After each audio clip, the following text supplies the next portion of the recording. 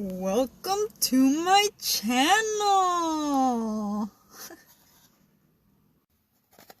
Okay, hello guys. So today I am going to make a video on defense mechanisms. Okay, so I want to try doing this type of informational, educational video.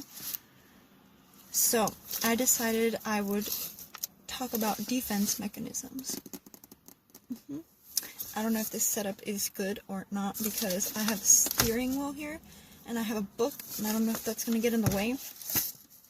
But I'm going to try doing it here. If it doesn't work here, I'm going to switch positions. Anyways, that's TMI for you. So I'm just going to get into it. So, I didn't even read what I was going to read. Okay, give me 1 second. Okay, I'm back. So I was just gonna read what it had to say about Freud. Anyways.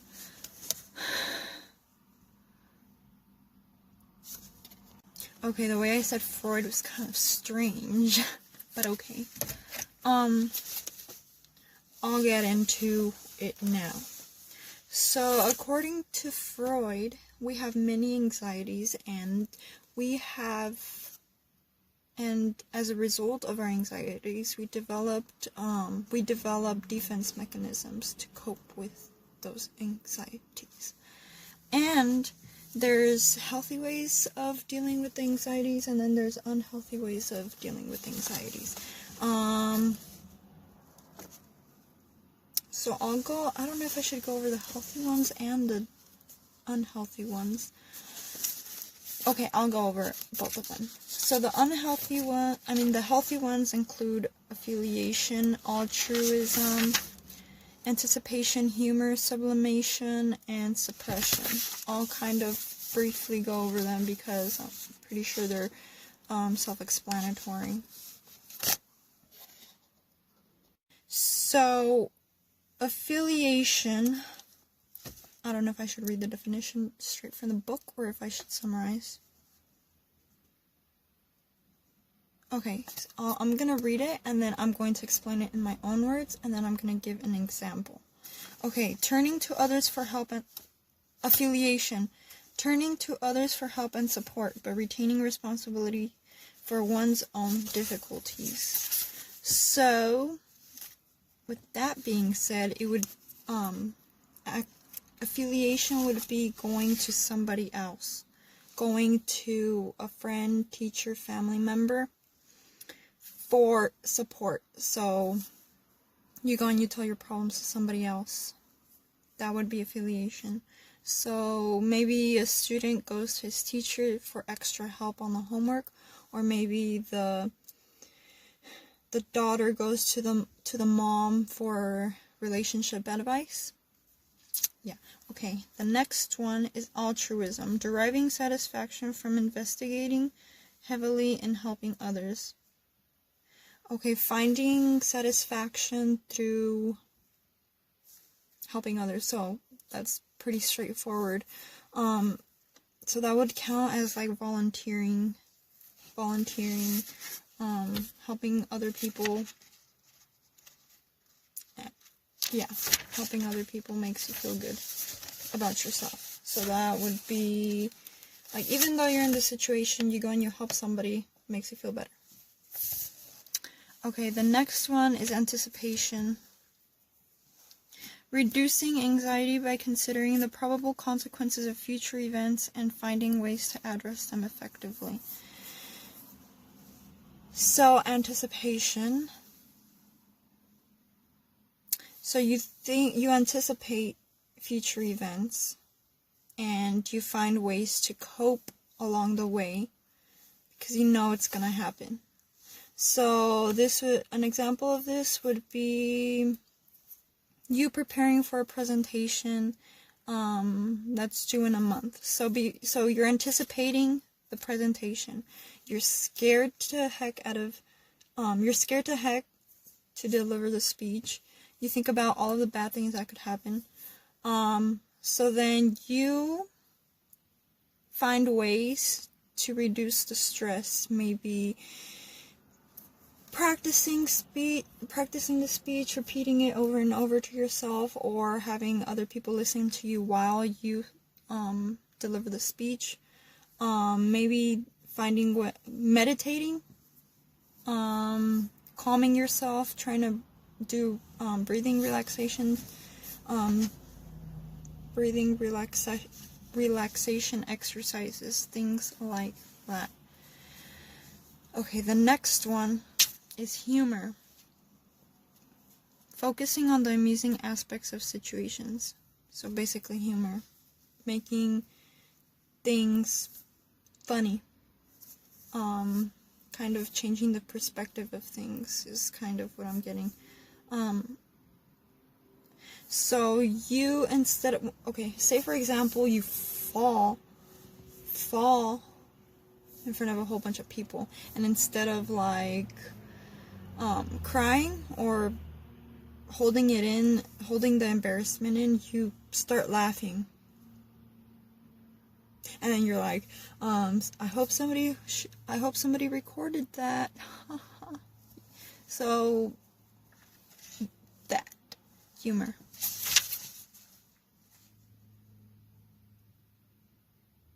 Or like, you know, like when things are really serious and it's like so tense and it's like you just want to relieve the tension. Not relive. Lift up the tension, so somebody makes a funny joke or something. That's probably what they're trying to do. Okay, the next one and the last one is suppression. Intentionally avoiding paying attention to non-productive and troubling issues, experiences, and emotions. So this would be, this one kind of relates to repression, but the difference is that suppression, you detach yourself from the emotion and you avoid the problem, whatever it is. You completely detach it from you and you separate it. You don't go back to it, you don't remember it. It's gone. Whereas repression, you suppression, you detach. Repression, you detach and you push back and it's still there. It's not gone, it's still there in your head. So that's suppression. Okay, so now I'm going on to the unhealthy defense mechanisms.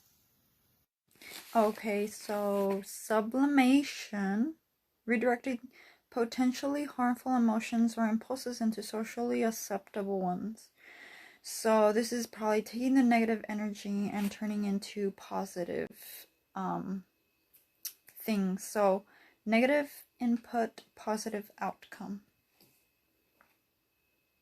Something like that, like you put a negative thing in a machine and then it turns it into something good. So that would be like playing the guitar, making videos, doing something good instead of something harmful. Okay. So the defense mechanisms include acting out, avoidance, denial, displacement, dissociation, helping, rejecting, complaining, idealization, identification, intellectualization, isolation, passive aggression, projection, rationalization, reaction formation, regression, repression, resistance, somatization, splitting, and undoing. That was a load. Anyways, I'll explain now. Acting out. Exhibiting negative behaviors rather than using thoughts or emotions to deal with a situation. So basically, acting out means showing or expressive behavior in a bad way.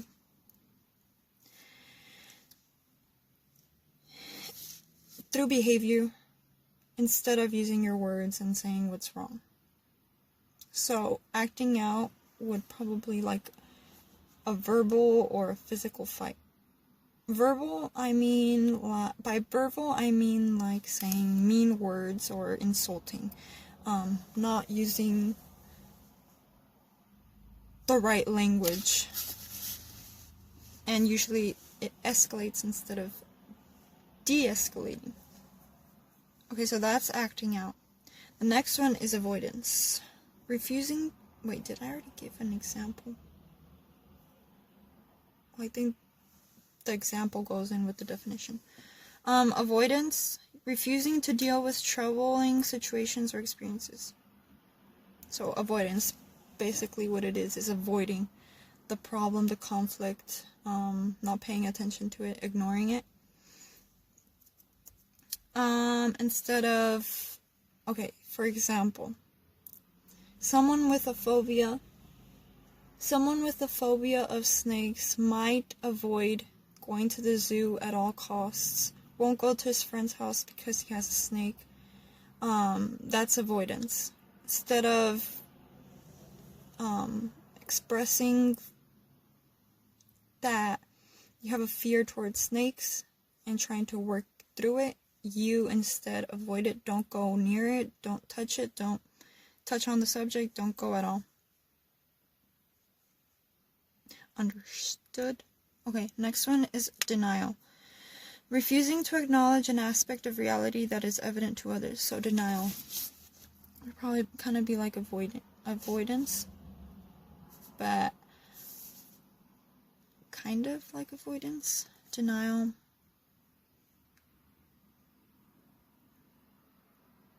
You're not acknowledging the fact that something is actually happening. You're kind of saying, nope, that's not me, that's not happening. So for example, someone who just lost their relative, the sun is really bright, and I don't know if you can see me or not. Avoidance. Sorry, denial. The example. Somebody might lose a relative and they might not assimilate it. They might say, nope, that's not true, I'm not going to believe it. Sometimes they won't believe it until they see it. Until they actually see that things are changing, or the things around them. It's not, I don't know. Yeah, something like that. Like, once they realize it's like a brick was thrown at them. Okay, displacement is the next one. Transferring strong feelings from the situation in which they originate to a less threatening situation. Okay, so displacement. This happens a lot. So, the most common example given is that of the boss yelling at you, and then you aren't able to yell back at the boss. So when you get home, you yell at your family members, wife, your husband, your son, your daughter, brother, sister, you take it out on them. Because you aren't able to take it out on your boss, but you're still angry. So the way that you cope is by yelling at somebody else with less power, in a way. Dissociation. Temporarily disconnecting from a situation via memory loss or loss of awareness. So I'm thinking this usually happens when it's like this really traumatic, when somebody goes through this really traumatic experience. This is when they dissociate, because it's like really memory loss usually happens under intense circumstances. So somebody who just was in a car accident, maybe they'll forget that, they'll have memory loss for that particular memory. The whole car accident, they won't remember it at all. It's there in their memory, but they just can't, their mind got rid of that memory for the time being.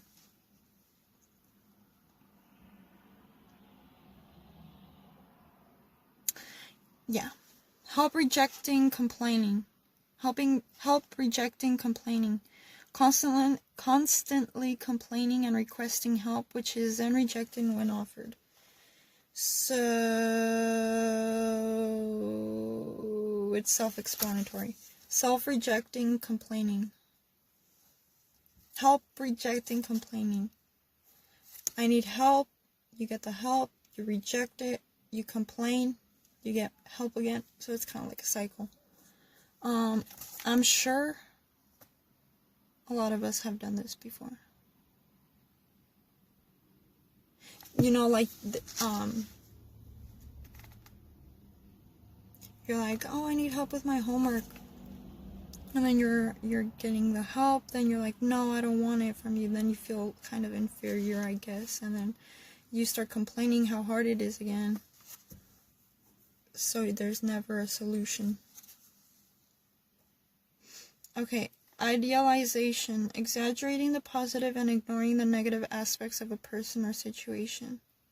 So this can be kind of bad. Well, yeah, it's bad because you're instead of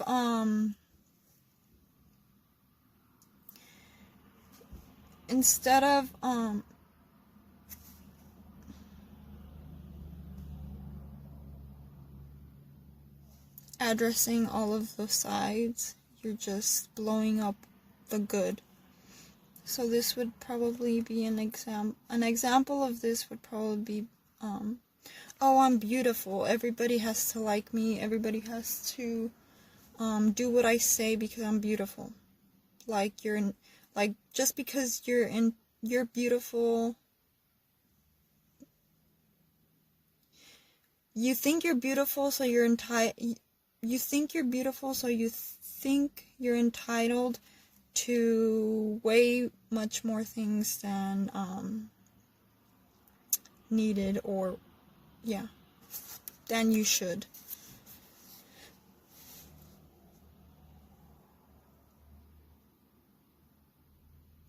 I think it could also be like when... Okay, so apparently I don't have any more space on my phone, but maybe I'll get away with it if I save Instagram videos. Pretend you didn't hear that. Okay, so the next one is identification. Modeling oneself after another person in order to gain approval. So this would be search other people's approval and if they're okay with it. Yes. The type of thing you see when teenagers are trying to model or copy other people because it's approved. Kind of like fitting in. Wanting to fit in, so they... Okay, so I was in intellectualization. So it's about focusing on the facts and avoiding the emotion. So learning everything there is to know about a certain illness that you were just diagnosed with and not giving any emotion to it, even if it could be kind of severe. Okay, so the next one is isolation. Disconnecting thoughts and emotions. So I had to research this one a little bit because it was confusing. What I got out of it is saving a memory but without the emotional component, so that you don't feel the anxiety that you were feeling, the fear that you were feeling, the embarrassment that you were feeling, whatever negative emotion that you had, that you were feeling, it separated from the memory. So that would be the example. So you have an anxiety attack while presenting. So when you remember that presentation, you only remember the presentation, not the anxiety attack. Okay, the next one, passive aggression, expressing anger and hostility in indirect ways. So basically expressing anger in subtle ways. So this could be, oh, I got in a fight with my mom and now I'm mad at her, so I'm really angry, but I can't hit her. I can't do anything to her because she's my mom. But what I can do is break her mug, her favorite mug, and then you break it. That would be passive aggression. Yes. Okay, so now projection, attributing one's own acceptable thoughts, emotions, or actions to another. So the most common, well, not the most common example because this one's a little bit complicated. Well, explained. Not explained, but it's just different.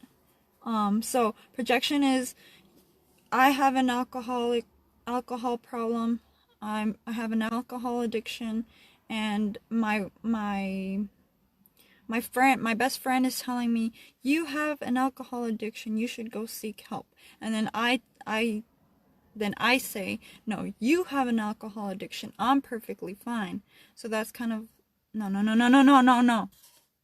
So projection was not what I was thinking it was. Well, maybe, but I got confused in my own brain.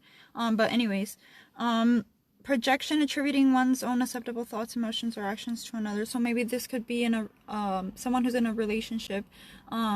Say I'm in a relationship. I'm my boyfriend. I tell my boyfriend, you're cheating on me. You're doing all these things behind my back. I know it. But the reality is, I'm the one that's cheating. I'm the one going behind his back, but I'm telling him that he has that problem when it's my problem. So it's like projecting your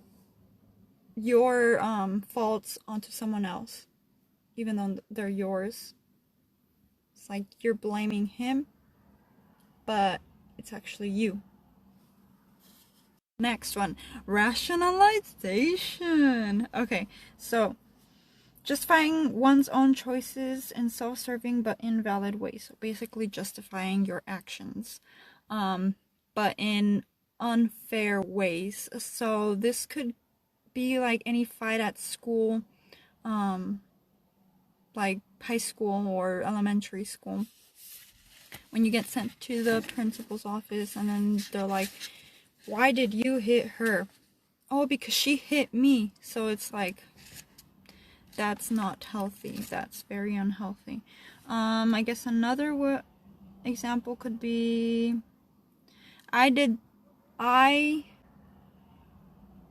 no, that's a good example. I'm not gonna mess it up. Attempt number, I don't know how many, reaction formation. So replacing unacceptable thoughts and emotions with their opposite, overcompensating. So say you were an unwanted baby, you grow up, you have your own baby, you feel guilty about how you were an unwanted baby, so you become an overprotective mother. So this is not good. There needs to be boundaries, and so that's why this is unhealthy. Okay.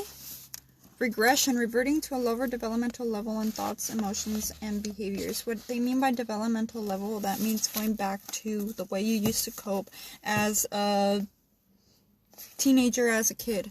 So basically this would include thumb sucking, wetting the bed, crying, throwing tantrums, kind of acting like a child. Yes. Repression. Okay, I keep saying okay. I need to stop saying that. Repression. Relegating, distributing thoughts and feelings to the unconscious rather than dealing with them effectively. Repression. This is what I was talking about. This is when you experience something and it's, you take it in, hold it in, push it back, and it's still there, not gone. It's in you, in your head. You may forget about it, but it's still there. Yes. That's repression. And this is where, when you keep collecting things that negatively affect you, at some point you explode. So explosion can be the result of repression. Emotional. So it's like filling water all the way to the top of the cup and then still keep pouring the water until it spills out of. You can only hold so much. The next one is a bit confusing. Resistance. Blocking memories, insights, or avenues to positive change. So what I get out of what I just looked up and what with this definition, you block, you kind of resist to positive change. You don't try to change, you go against it. Instead of trying to figure out and pinpoint, analyze your behavior, your thoughts, feelings, you just kind of, nope, not gonna happen. That's what I think it means according to the definition in the book and the research that I just looked up right now, because there's not that much. It's not one of the most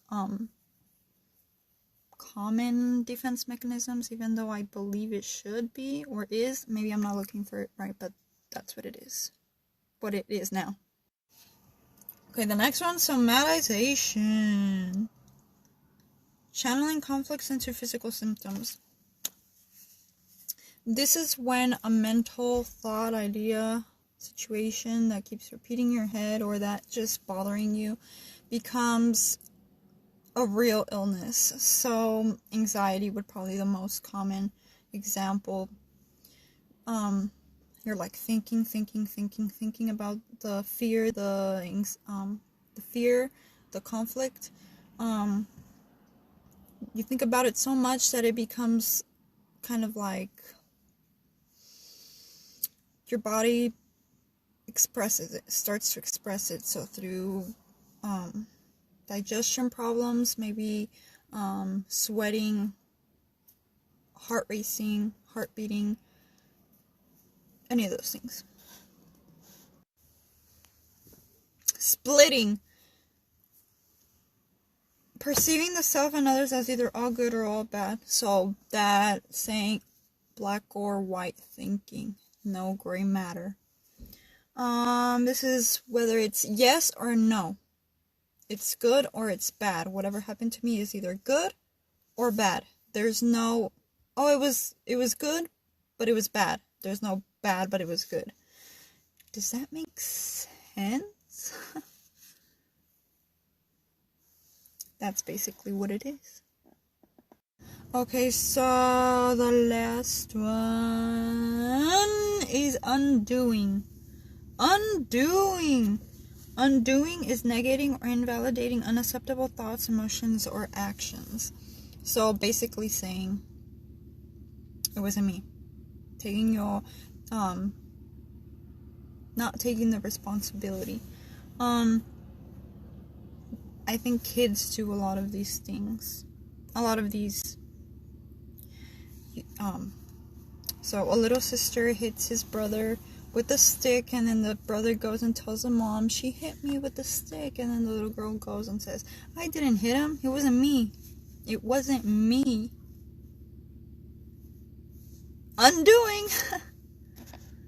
Okay, so those were all of the defense mechanisms that were in my book. I'm sure there's a whole bunch more, but these are just some, and they were a lot, and I hope that wasn't overwhelming, and I hope that it helps for some of you that are interested in learning more about them, or that need to get a basic grip on them, because I know I needed to do a lot of research to figure them out, because it was something I was interested in. But yeah, I hope this video helped, or that you enjoyed it, or yeah, let me know if I did a good job. I need some feedback. I'd like to know how I did, because maybe I'll do more of them, but I need to see what you guys think. Okay. Well, yeah, I need the feedback to see where I can work on, or just I'm curious. Yeah, so that concludes my video. And let's give it a go.